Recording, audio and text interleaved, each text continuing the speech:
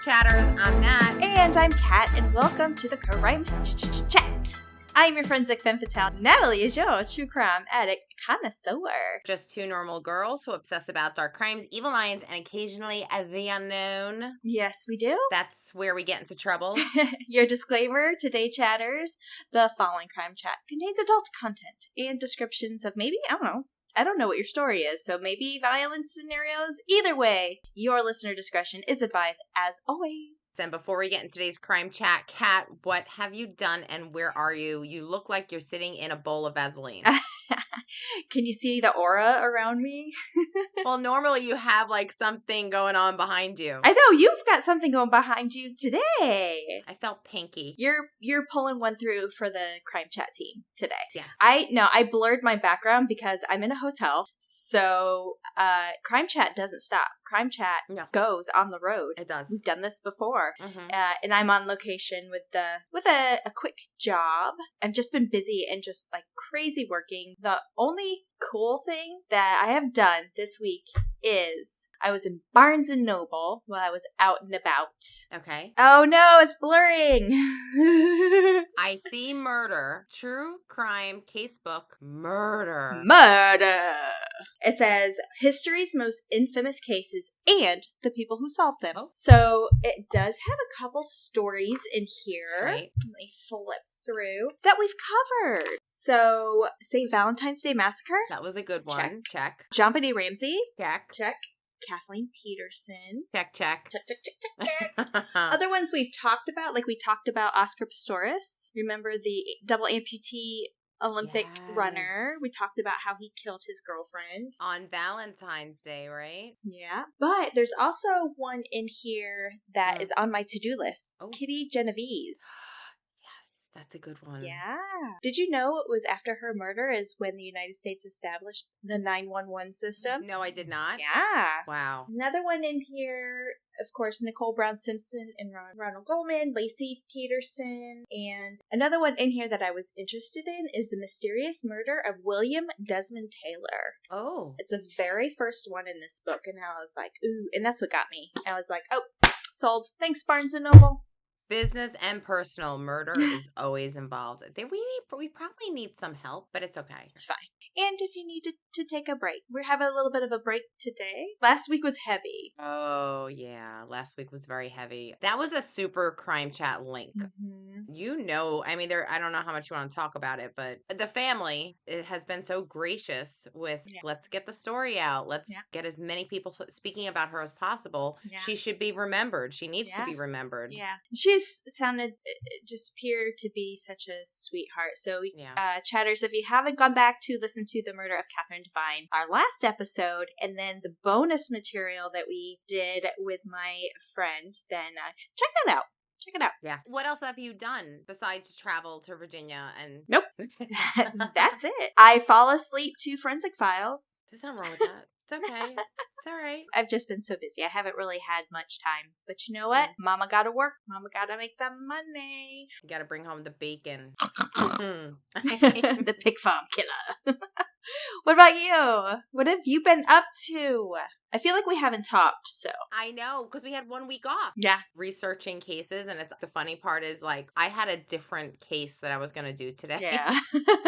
We're going to push it back a little bit because it's really not so much a case, but it's really a discussion. Mm-hmm. Mm-hmm. But after last week's crime chat, it was so dark and it was so horrible that I figured this week, why don't we do something a little bit lighter? Yeah. I was researching this story as gritty and horrible as it is. There's no murder. This time there's heroes. So yeah, I've been researching that. I did watch some movies. I watched The Pope's Exorcist. Have you seen that? No. Okay, so like The Exorcist type of series, I guess. It's a movie. It's out in the movie theaters now. Oh, it has Russell Crowe in it from Gladiator. Okay. Yeah. He's still a hot man. Mm-hmm. I'm not saying it's not a good movie. It is a good movie. It's good. Mm-hmm. But once you've seen The Exorcist, You really can't shock us. Sure. You're going to do that's going to be like, oh my God. Oh, that's new. And I think it's because we do so much research in this shit. You can't shock us. Yeah. Besides that, the one thing that I have been shocked about that I got hooked on, which has nothing to do with murder or crime. Gasp. I got hooked on 90 Day Fiancé. Oh no, you fell into the hole. Girl. This shit that happens. Oh my God. So yeah, sometimes I branch off from murder and go straight into the drama. So that's what I've been doing. Okay. Well, your story, you did mention there's no murder in it, but you did tell me it was a kidnapping, and it was something that I don't know that I've ever heard of, and I was like, okay, well, I'll just do something like, write a little bit about kidnapping. So, according to Encyclopedia Britannica, kidnapping is a criminal offense consisting of the unlawful taking and carrying away of a person by force or by fraud, or the unlawful seizure and detention of a person against their will. The principal motives for kidnapping are to subject the victim to some sort of involuntary servitude, to expose him to the commission of some further criminal act against this person, or to obtain a ransom for the safe release. More recently, kidnapping for the purpose of extortion has become a tactic of political revolutionaries or terrorists seeking concessions to form a government. So more ideology. Right. In all countries, it is considered a grave offense, punishable by a long prison sentence or death. In earlier times, kidnapping meant carrying a person away to another country for involuntary servitude, and it referred to the practices of impressing males into a military service, which is also known as crimping, by fraudulent inducement or force, or Shanghaiing merchant seamen in port cities. There's a lot to unpack in that sentence. Say that again.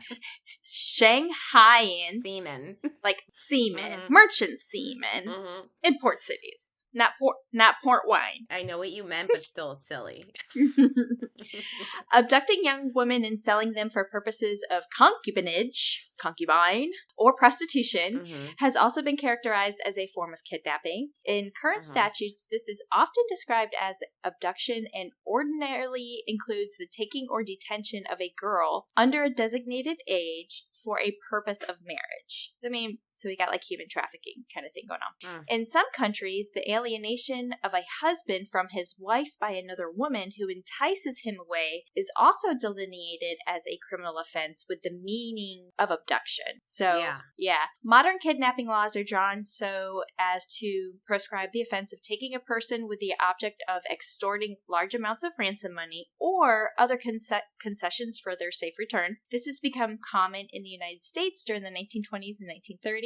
I'm going to give a couple examples. And then kidnapping in 1932 of the Lindbergh baby spurred legislation imposing the death penalty for transporting a kidnapped victim across the state line. Oh, yeah. In most countries, the offense of kidnapping includes false imprisonment, and false imprisonment aggravated by carrying a person to some other place is considered a kidnapping, thus inviting a severe penalty. So that's kind of what Encyclopedia Britannica describes kidnapping as. But in November, I found this article, in November of 2022, People magazine wrote an article on the most famous kidnappings throughout history. Oh. And I'm going to talk about 5 of them. One of them is the Lindbergh baby. Okay. So the first one, Amber Hagerman. Does that sound familiar?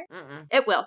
The crime could scarcely have been more horrific. In January 1996, 9-year-old Amber Hagerman of Arlington, Texas, was kidnapped by an unknown man who forced her off her bike and into his black pickup truck. Her kidnapping and killing have never been solved. Convinced that more coordinated response to child abductions could save lives, media broadcasters and Dallas-Fort Worth police devised a rapid warning system and named it the Amber Alert. Okay. Yeah. Launched in July 1997, the Amber Alert plans have been established in all 50 states since 2005 and coordinated by the U.S. Department of Justice. State plans vary somewhat, but generally they do require a child 17 years or younger to be in serious danger, and that sufficient information does exist on the child or the kidnapper. Not just delivered over the media, but these alerts are also sent to your cell phones. Right. They've gone off on my cell phone. All the time. They've gone off on yours, I'm sure, too. They go off on cell phones that aren't even hooked up anymore. True statement.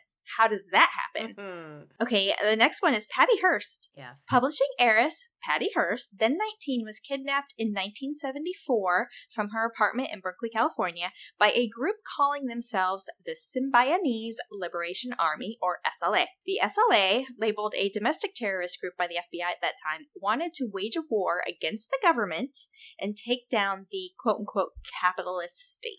Within 2 months of her capture, SLA released a video with Patty Hearst saying she joined their cause. Soon after, she was seen leading a bank robbery. Hearst said she had been abused, threatened, and brainwashed, but at the time there was no legal precedent for an acquittal due to such manipulation. She was sentenced to 7 years in prison and served 2 years before her sentence was commuted by then-President Jimmy Carter, and then President Bill Clinton later pardoned her during his administration. Oh, the Lindbergh baby. Charles Lindbergh Jr. It was around 9 p.m. on March 1st, 1932, when the worst fears of famed aviator Charles Lindbergh and his wife, writer Anne Morrow Lindbergh, worst fears were fulfilled when the couple's golden-haired 20-month-old baby, Charles Jr., was taken from his crib in their home in Hopewell, New Jersey. This was near the John List event. Okay. Do you remember? Yeah. So the John List event that we talked about in that episode is the second most popular of that area, second to the Lindbergh incident. The child's disappearance was reported by his nurse at around 10 p.m. A ransom note for $50,000 was found at the nursery window. Within days, another ransom demand arrived for the family, and this time for $70,000. 2 days after that, a third arrived, and more notes came in subsequent weeks, and a ransom was eventually paid, though Charles Jr., baby Charles, was never returned. On May 12, 1932, this was 2.5 months after he was kidnapped, his body was found in a shallow grave a few miles away from the home. The dreadful end to the crime of the century, the kidnapper Bruno Richard Hauptmann was identified and arrested in September 1934 after a lengthy investigation. Convicted of first-degree murder, he was put to death in 1936. While prosecutors used circumstantial evidence to make their case, Hauptmann's guilt has been the subject of many continued debates, even to this day, and his widow, Anna Hauptmann, publicly argued that he was innocent until she died in 1994. This one, I did not know. Frank Sinatra Jr. Yeah. Okay. Barry Keenan was in a haze, flying to the moon under booze and Percodan, when he recalled indelibly a night of December 8th, 1963, he went to a Lake Tahoe, Nevada hotel and kidnapped Frank Sinatra Jr. Frank Sr. paid the $240,000 ransom, which FBI agent dropped off in Los Angeles between two parked school buses. Before Keenan went to go pick up the money, he panicked and released Frank Jr. And then at his trial, Keenan portrayed that the crime was a publicity stunt to help Frank Jr. boost his career. Yeah. The jury didn't buy it. But the lie did still linger, apparently, in public memory. And after Frank Jr.'s safe return, most of the ransom was recovered, and Keenan and 2 of his accomplices got life sentences, a term that was later reduced for technical reasons. It was commuted to 12 years, but he was paroled after 4. And then probably one of the very, very, very top, Adam Walsh. He was 6 years old on July 27th, 1981, when he was abducted while shopping with his mother, Reeve Walsh, at a mall near their home in Hollywood, Florida. Leaving him alone in the toy department, Reeve returned about 10 minutes later to discover that Adam had vanished. 2 weeks later, she and her husband, John Walsh, flew to New York City to plea on Good Morning America for Adam's safe return. Later that day, the Walshes were in their hotel room when Hollywood police called them with the grim news. That morning, 2 fishermen found a head bobbing in a canal in Vero Beach, Florida, 120 miles north of Hollywood. John gave up his job as a hotel executive to lobby full-time for passage of a 1982 act that mandated immediate investigation of any child reported missing. 2 years later, another John-backed bill established the nonprofit NCMEC, what we call it today, National Center for Missing and Exploited Children. By sharing this database with the FBI and police, NCMEC has helped locate tens of thousands of vanished kids. John also became the host of the long-running TV show America's Most Wanted and helped find the murderer, John List. Yeah.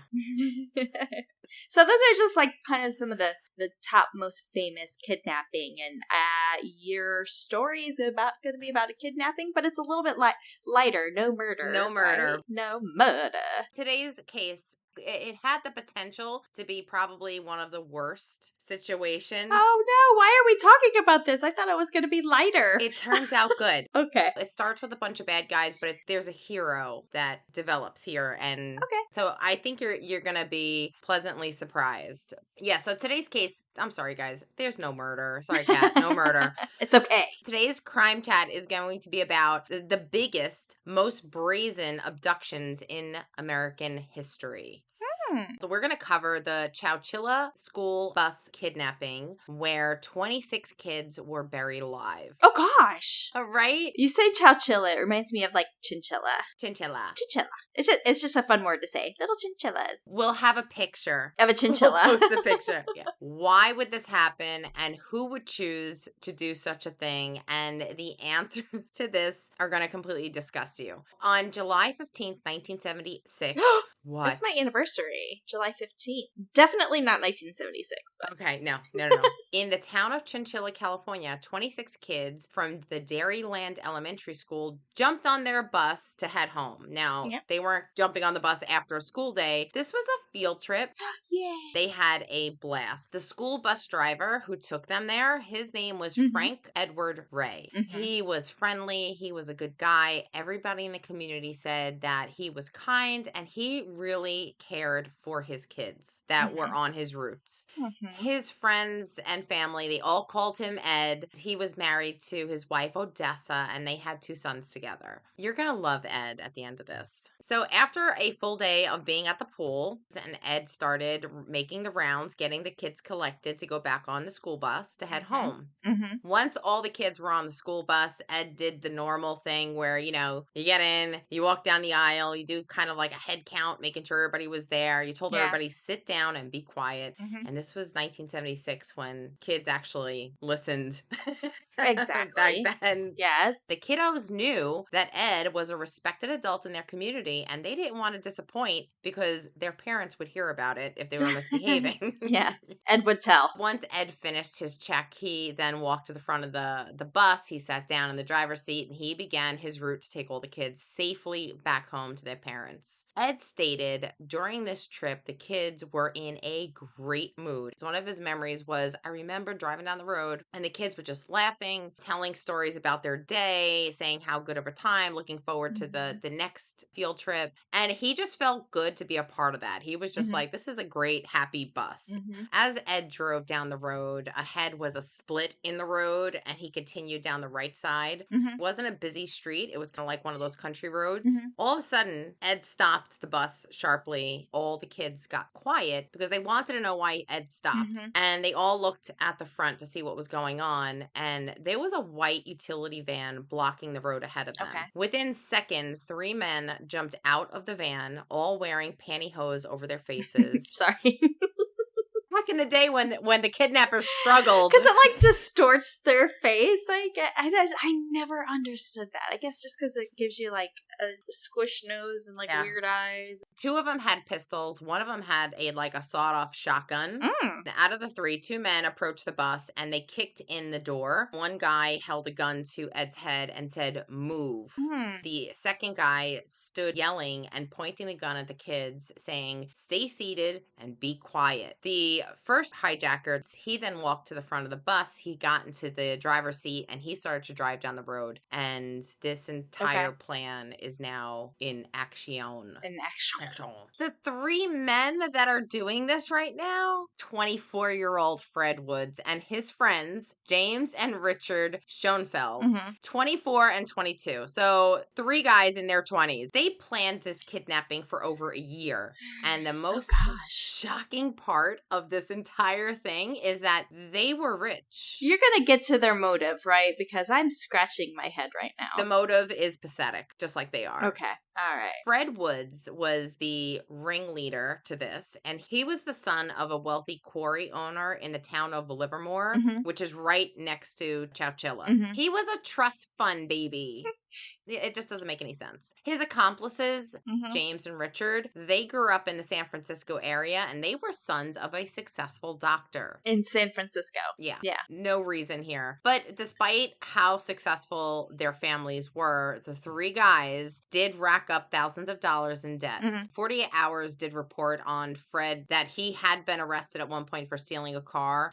And the brothers, James and Richard, they were his buddies, so they were caught with him. But the families managed to use their money and get the three men off with a slap on the wrist. Yeah. Like, you know, grab your bail money. Yep. Fred is the ringleader. He is the most dangerous here. His plan was to have as many victims as possible so the money would go up. He stated he picked children because they're the most precious. They're helpless. They won't fight back. Plus, he knew the state of California would pay a hefty ransom on top of whatever the parents would pay to get their kids back. That's how evil this dude is. Oh my God. After traveling about 2 hours in the bus, they pulled over to a second van that was parked there, another white utility van, but this van was a little bit different because it was converted into a cage. Oh gosh. Inside the van, there was plywood that blocked off the driver, and then there was plywood on the sides. Once you're in the van, you were in this black box. Okay. They loaded 27 people in there, 26 kids and Ed, in a utility van. Wow. They parked the school bus like right next to this van, and they said, you need to jump into the van. And this is what they did to Ed. They said, Ed, give me your shoes and give me your pants. So they wanted him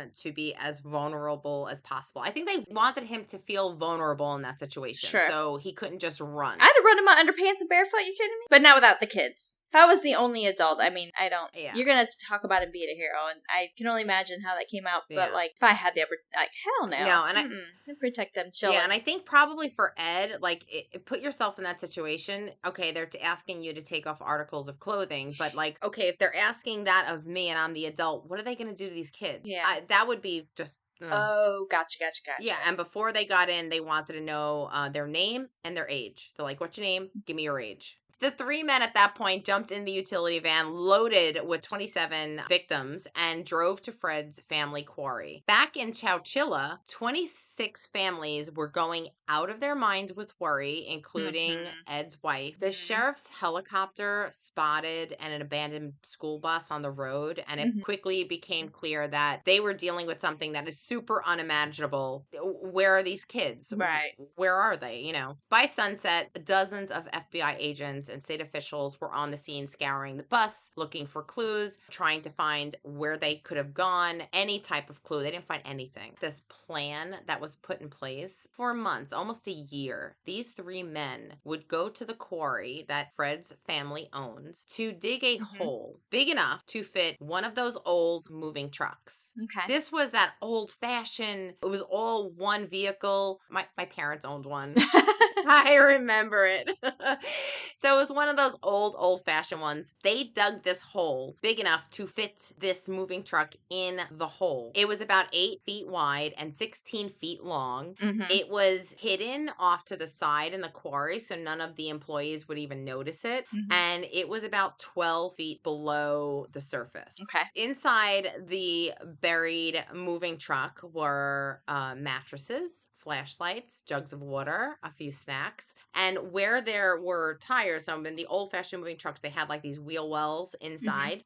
What they did is they cut out the metal, they put a wooden box over it, a makeshift toilet for them to use. Okay, I know what you're talking about. On top of these moving trucks, they used to be a small hatch. Like a ventilator. Right. Like a little square, like 12 by 12. When they got to the makeshift tomb, they put a ladder from that top hatch going down, and they forced Ed down first. This little hatch must have been, Ed must have squeezed through because that's not a small guy either.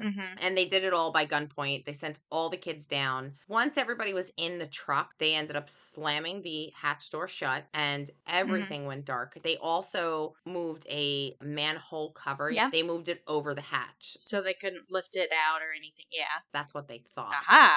And then they covered the manhole cover with some dirt. So now the truck is completely submerged in earth. And then they put this wooden box over it. And then they parked a dump truck over it. So nobody would even see the wooden box sitting there. Right. Inside the truck, you have 26 screaming kids. They're completely in the dark. All they can hear around them is just the earth piling up when they were burying them. Think of how scary that must be, because you're in an enclosed area and the earth earth around you is not solid. So everything is moving. Yeah. They were buried alive. Yeah. I mean, as an adult, Yeah. I'm freaking out. As a kid, I would be. The youngest one was 5.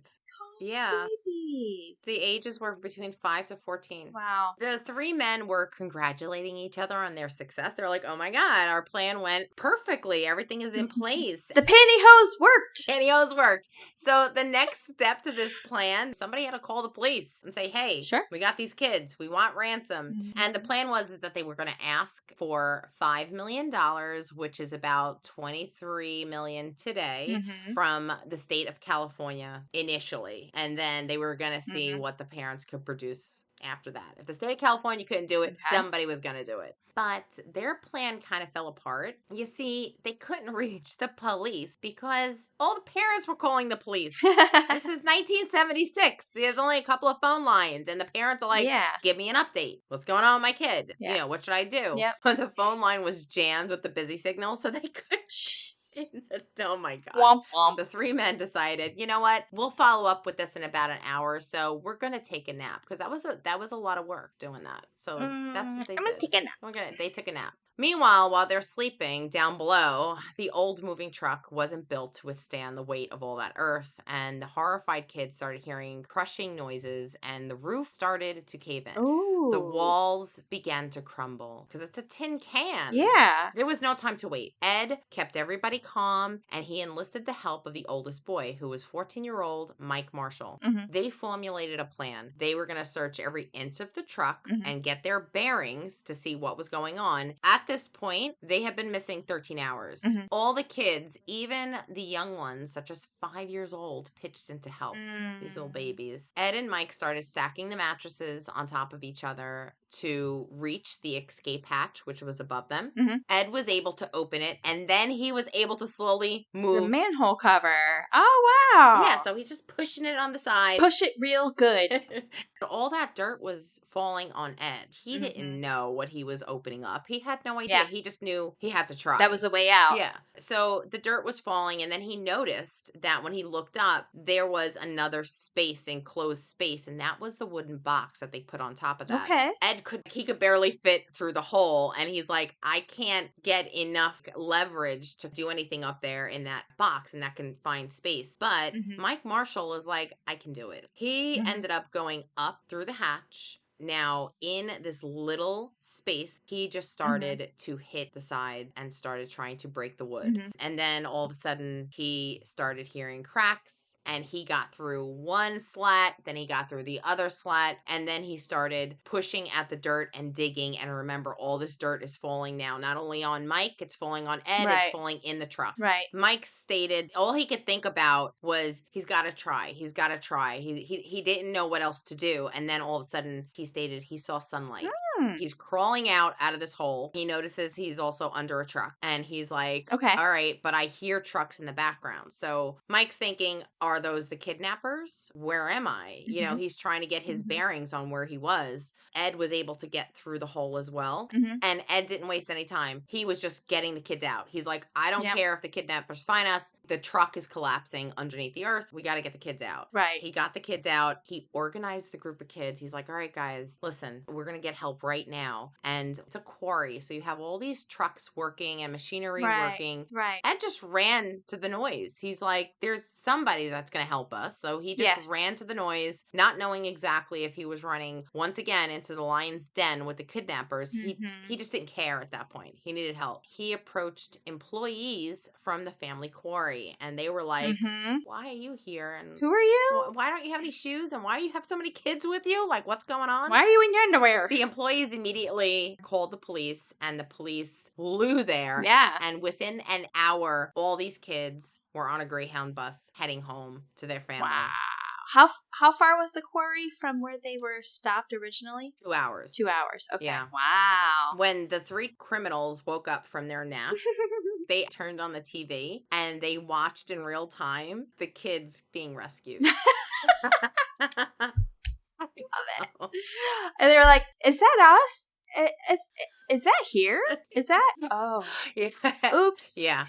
when they saw what happened, they fled. Didn't take police long after that, because the quarry wasn't accessible without keys, and the family knew, okay, everybody is accounted for with keys except one person, who is my son, and I don't think his family liked him that much. They were like, he's probably guilty, and they turned him in, but they couldn't find him. The quarry was like this 100-acre plot of land. The police came in and they were like, well, we need to investigate. Where has he been? Does he have an office? And they found everything they needed. They actually found like the plan, and it was the plan with the with the ransom note, and it was titled The Plan. Like, these guys they're just not creative.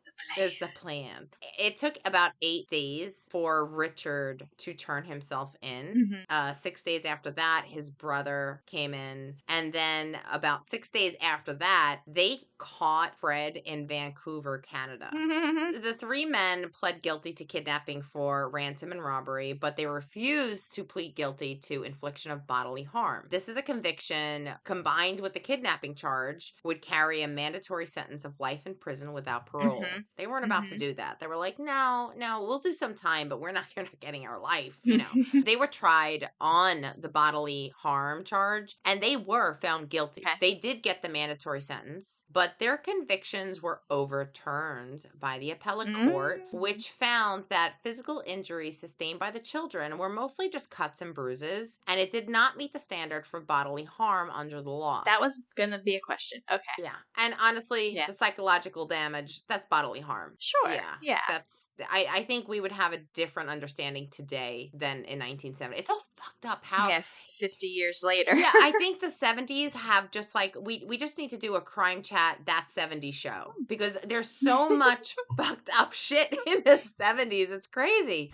So the 3 of them, they were resentenced to life with the possibility of parole. Richard was released in 2012. James was paroled in 2015, and in October 2019, Woods was denied parole for the 19th time. Who was Wood? Was that Frank? Fred. Was that Fred Woods? The ringleader. The ringleader. Okay.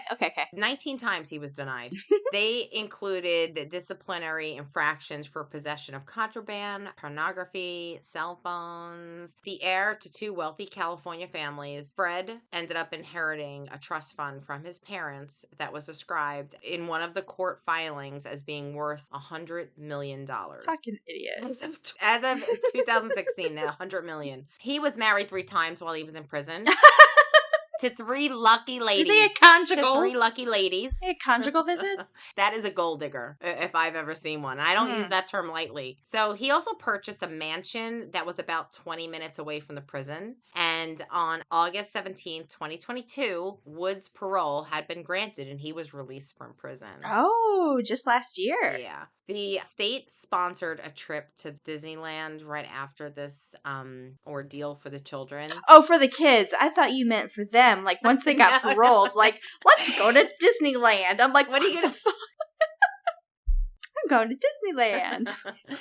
They were like, you know what? These poor kids, the state of California was like, let's do something nice for them as a group. They sent them to Disney World or Disneyland or where in California. Disneyland in California. Disney World is here in Florida. Okay. Yeah.